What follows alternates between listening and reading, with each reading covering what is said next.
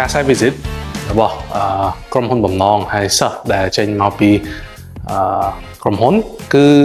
យើងចង់ឲ្យបានកូនសិស្សដែលគាត់រៀននៅក្នុងវិស័យ IT នៅក្នុងស្រុកខ្មែរនេះគាត់បានថែមទាំងមេរៀនគឺបទពិសោធន៍ជាក់ស្ដែងហើយដោយសារយើងចង់ promote នៅក្នុងវិស័យ IT ជាពិសេសcloud industry នៅក្នុងស្រុកខ្មែរតែម្ដងអញ្ចឹងពួកគាត់មិនមែនគ្រាន់តែរៀនពួកគាត់មិនមែនគ្រាន់តែរៀនពីទ្រឹស្ដីពួកគាត់មិនរៀនតែមេរៀនទេប៉ុន្តែចង់ឲ្យពួកគាត់យល់ពី technology បន្ថែមអំពី cloud នៅក្នុងប្រទេសកម្ពុជាចាំពួកគាត់ស្គាល់ពី infrastructure cloud នៅក្នុងប្រទេសកម្ពុជាក៏ដូចជា give them more valuable lessons ហើយមួយវិញទៀតក៏ចង់ឲ្យពួកគាត់ឃើញនៅ office របស់ DP Cloud ដែលពួកគាត់មិនគ្រាន់តែយល់ដឹងឮថា DP Cloud អីគេប៉ុន្តែគាត់មកដឹងពី work ផ្ទាល់ទាំង data ទាំងកន្លែងធ្វើការទាំង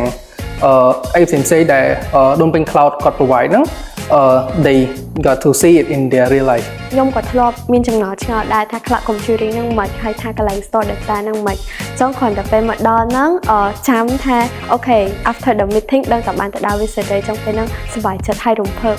បើតាំងខ្ញុំគិតថា okay since the name is cloud computing ចង់ maybe វា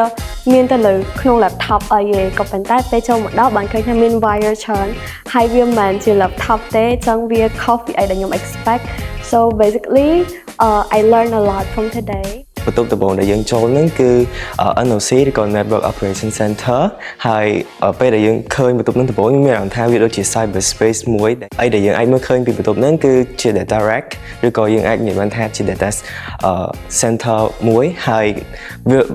like interesting ដោយសារតែខ្ញុំធ្លាប់ឃើញតែនៅក្នុងវីដេអូ or like តាម YouTube ផ្សេងៗហើយនឹងមើលតាមរូបភាពផ្សេងៗប៉ុន្តែឥឡូវឃើញផ្ទាល់អញ្ចឹងក៏វា like interesting ឬក៏ fascinating ទៅ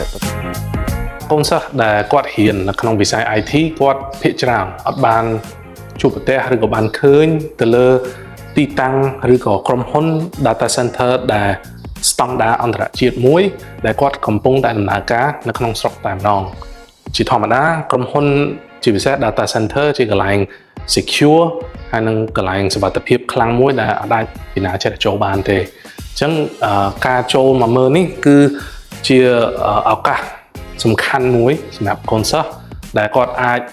យកឃើញអ្វីដែលគាត់បានរៀននៅក្នុងថ្នាក់ហើយចេញពីគ្រូចេញពីមហាវិទ្យាល័យរបស់គាត់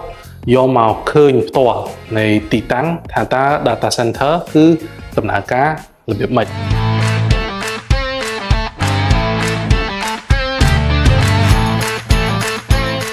លើសពីនេះទៅទៀតទទួលបានបទពិសោធន៍មួយដែល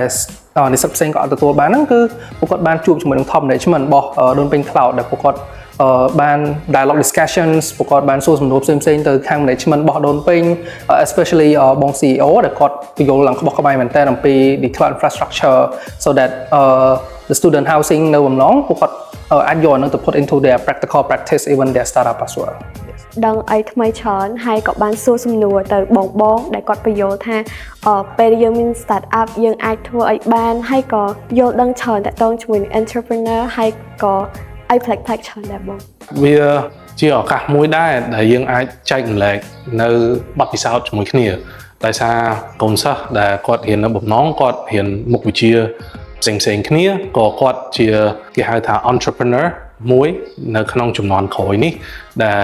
យើងចង់បណ្ដុះបណ្ដាលបន្ថែមអញ្ចឹងគាត់បានចែករំលែកជាច្រើនទៅលើបទពិសោធន៍គាត់នៅក្នុងការ start up ក្រុមហ៊ុនខ្លួនឯងហើយគាត់បានចែករំលែកទៅលើបញ្ហាបានសួរសំណួរទៅលើបញ្ហាដែលគាត់បានជួបប្រទះជាមួយអតិថិជនរបស់គាត់ឬក៏ជាមួយ